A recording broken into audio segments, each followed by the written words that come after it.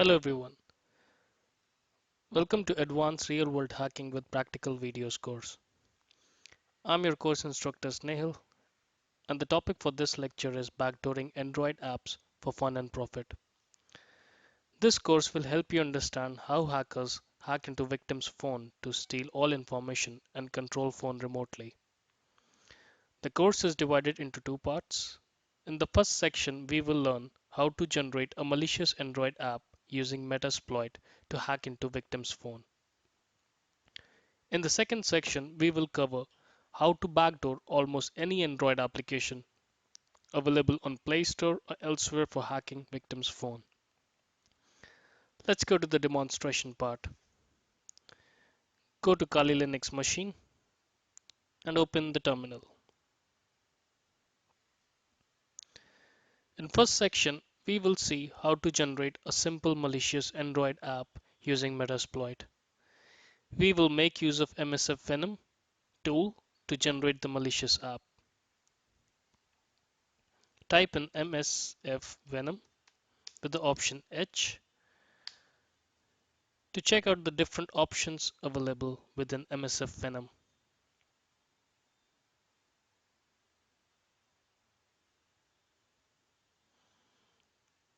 You can explore all of these different options for your personal understanding. Now let's see how to generate malicious Android app using MSF Venom. Metasploit has payload for different platforms. Since we are targeting Android, we will make use of Android Meterpreter reverse TCP payload, which will give you shell access of victim's phone upon successful attack execution.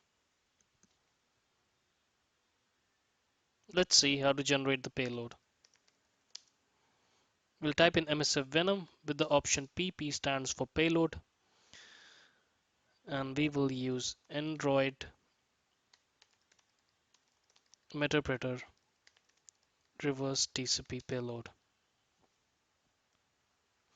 The Android Meterpreter reverse TCP payload will initiate a reverse TCP connection from the victim's phone to the attacking Kali Linux machine controlled by you. Now we need to provide some of the other options such as lhost. Lhost is the IP address where you want to receive the connection from victim's phone. Since we want to receive the connection on this machine, we will type in the IP address of this machine. Let's take a look at the IP address of this machine. This is the IP address of the machine. Type in the IP address. Now we'll make use of another option, which is lport. An lport is the port on which you will be listening for the connection on the Kali machine. We'll type in 44. You can choose any port. Now, piece of advice here.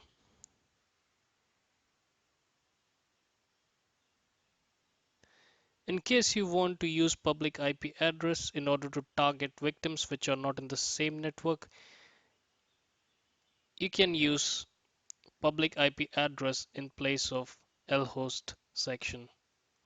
Also, you need to perform port forwarding in your router for the specified port if you're planning to use public IP address here in the lhost section for targeting victims which are not in the same network. Since the victim that I will be targeting is in the same network, I'm using the private IP address, which is the machine of this, which is the IP address of this machine. Now let's provide a couple of more options and generate the payload. We want the payload to be placed in desktop. You can choose another directory here, but I'll choose desktop. You can also choose the name of application which you want to create.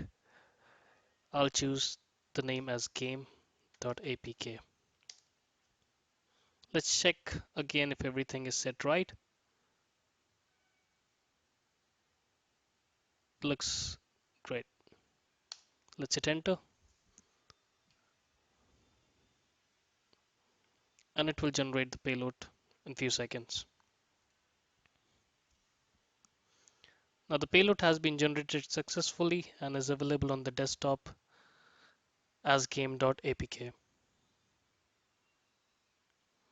Now we have the malicious app ready and we need to start the Metasploit handler to receive the shell access of victim's phone. Let's see how to do it. Type in MSF console to load the Metasploit framework. It will take a couple of seconds to load the framework successfully, and then we will see how to set up multi-handler to receive shell access of victim's phone once the victim successfully install the generated app on its phone and open the app.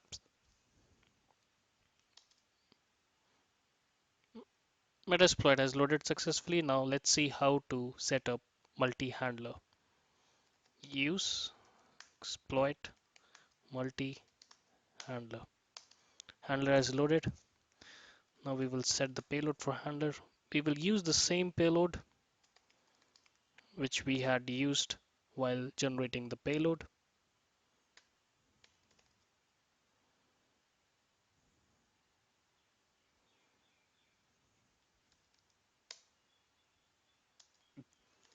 We'll also set the lhost option and provide the same IP address. We'll set lport and provide the same IP address. In case you're using public IP address, you can provide in the public IP address here, and also you need to do the port forwarding in your router for the port specified here. Now everything is set at this point of time and we need to start the handler. We'll use exploit option for that and hit enter. As you can see, the reverse handler is listening on the IP address of this machine at port 4444 specified by you. At this point, the attacker is ready to receive the shell access of victim's phone.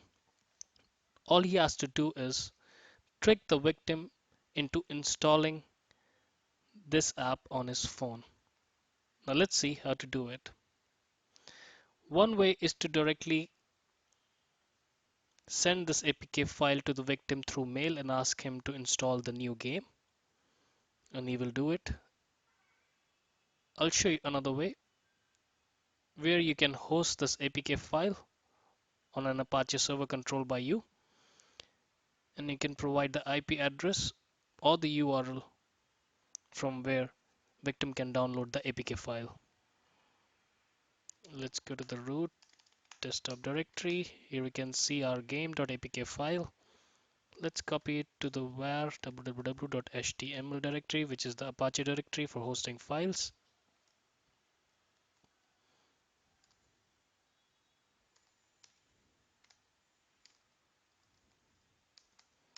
Now we have successfully copied the file. Let's just take a look in the var directory.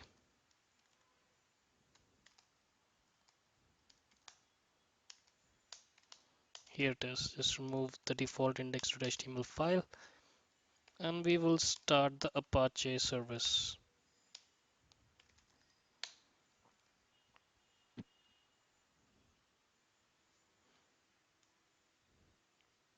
Now everything is set at this point of time. For the sake of demonstration, I will be using Android emulator to showcase how the attack executes on victim's phone, which is in the same network or connected to the same access point in which the attacker is also connected. In the real world scenario, you will have to trick the victim into installing the app on their phone for this attack to work.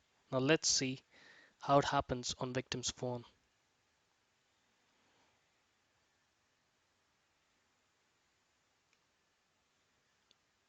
This is the victim's phone.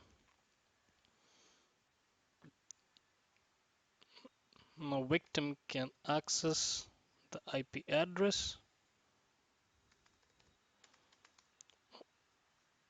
on which the file is being hosted. Here you can see the game.apk file is being hosted. And we will download the game.apk file, or the victim will download the game.apk file. You can trick the victim somehow to download this file and install it. I will leave this up to you on how to be creative and lure the victim. Now the file has been downloaded. Let's go to the download section, and we have the game.apk file. We'll install it. We'll do next, install, and the app got installed. Now at this point, victim would like to play the game or open the app. So the moment he'll open the app, he won't see anything, or probably see a main.activity screen or the GUI of the app. But at this point, you have successfully hacked into victim's phone, and you have the very rewarding Metaprotector shell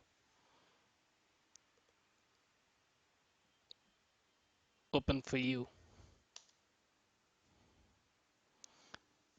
This is a full-fledged Metaprotector shell through which you can access or perform any operation on victim's phone. Now let's see some of the operations available within Metaprotector. You can type, you can type in help and see the available options. There are multiple options. I will leave this up to you to explore all the different options. You can perform variety of operations, like you can download, you can create new directories on the victim phones, you can search, you can upload a file, you can execute a command, you can drop into a system command shell.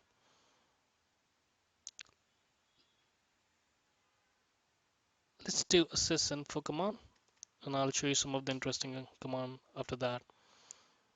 As you can see, the operating system is Android 4.4.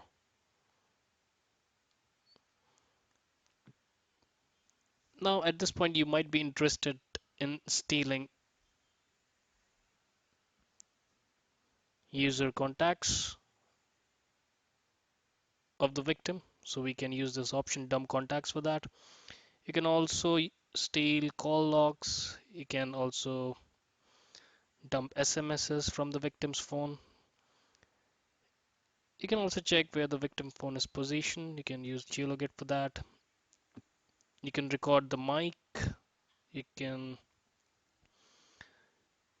also get a picture of the victim from his phone. You can do a webcam stream, play a video stream from the specified webcam. Very powerful stuff here. Now let's see if I want to dump the call log of the victim. Now let's use this command. No call log entries were found. Let's go to the victim's phone and make a call.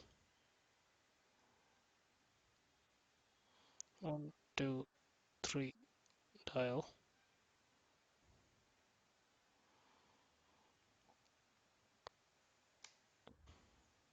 Now let's see again by dumping the call log, and one entry was found. And the call log was saved to this file,